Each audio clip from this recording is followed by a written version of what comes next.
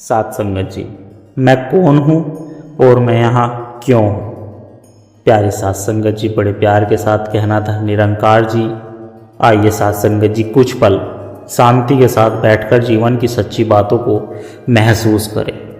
आज जो बात मैं आपके साथ साझा करने जा रहा हूँ, हो सकता है यह बात आपको किसी ने पहले कभी इस तरह से ना बताई हो सात संगत, और अगर बताई भी हो तो शायद इस तरह महसूस करवाकर नहीं बताई हो। सात संगत जी, हम सब ने जीवन में बहुत सी बातें सुनी है। मेहनत करो, आगे बढ़ो, नाम कमाओ, इज्जत बचाओ, घर संभालो, जिम्मेदारियां निभाओ।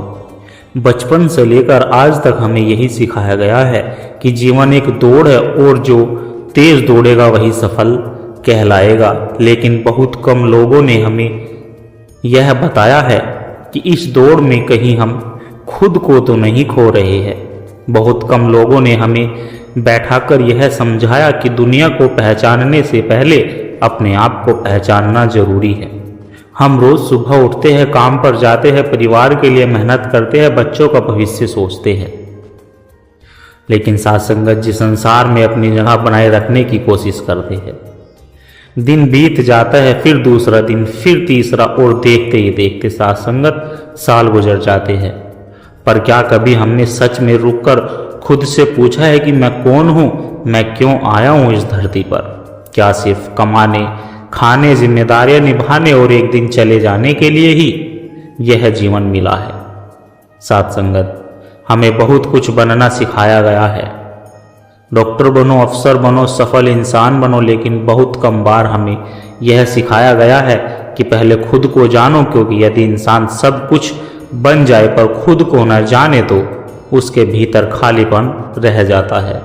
हम सत्संग में भी बैठते हैं, सेवा भी करते हैं, भक्ति के शब्द भी बोलते हैं, पर साथ संगत एक सच्चा प्रश्न यह है कि क्या भक्ति केवल बैठने का नाम है?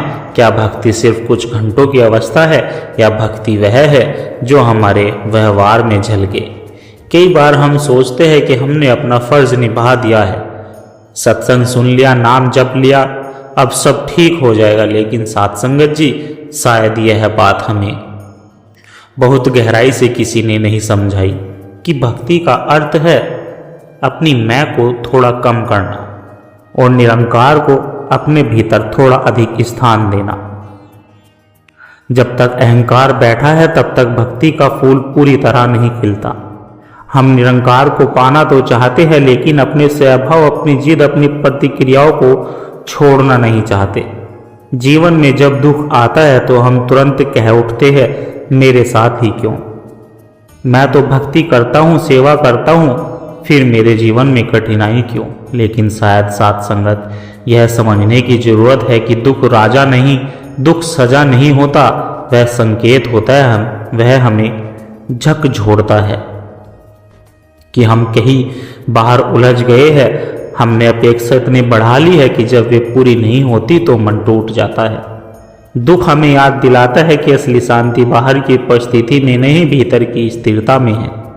अगर भीतर निरंकार की स्वीकृति आ जाए तो परिस्थिति चाहे जैसी हो, मन डगमगाता नहीं।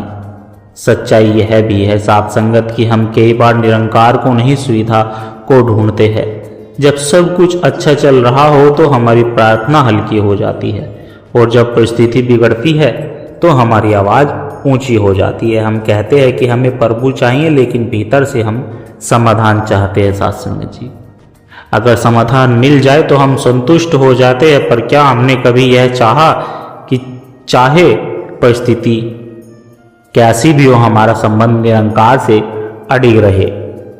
सच्ची भक्ति वही है साथ संगत जो सुख में भी उतनी ही नर्म रहे और दुख में भी उतनी ही कर्तव्य रहे। हम अक्सर सोचते हैं कि संत बनना कोई विशेष अवस्था है, कोई अलग पहचान है, कोई अलग रूप है, लेकिन संत बनना बाहरी परिवर्तन नहीं है, वह भीतर का जागरण है। संत वह है जो प्रतिक्रिया देने से पहले रुक जाए, जो दूसरों की गलती देखने से पहले अपनी गलती देख ले, जो परिस्थिति को दोष देने से पहले अपने विचारों को जांच ले। संत वह नहीं जो केवल शब्दों में मीठा हो, बल्कि वह है जिसके व्यवहार में मिठास हो। यह कोई बड़ी क्रांति नहीं मांगता साथ संगत, यह छोटी छोटी सजगताओं से शुरू होता है। आज मैं कम शिकायत करूंगा, आज मैं कम तुलना करूंगा, आज मैं धन्यवाद अधिक करूंगा।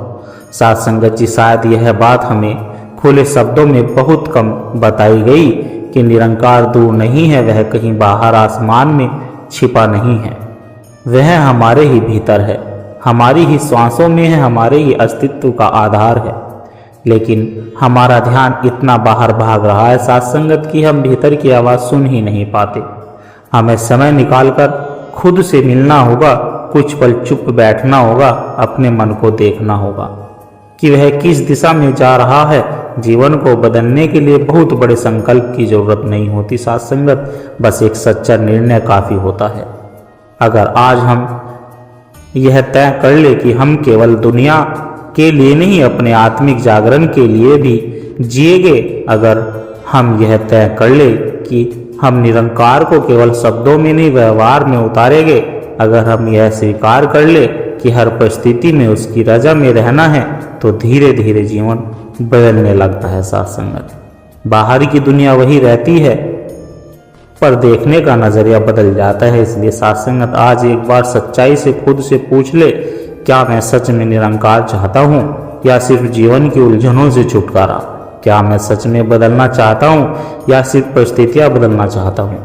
जब यह प्रश्न ईमानदारी से पूछा जाता है साथ संगत, तभी आध्यात्मिक यात्रा सच में शुरू होती है। और जब यह यात्रा शुरू होती है तो इंसान बाहर कम भीतर जाता जीने लगता है।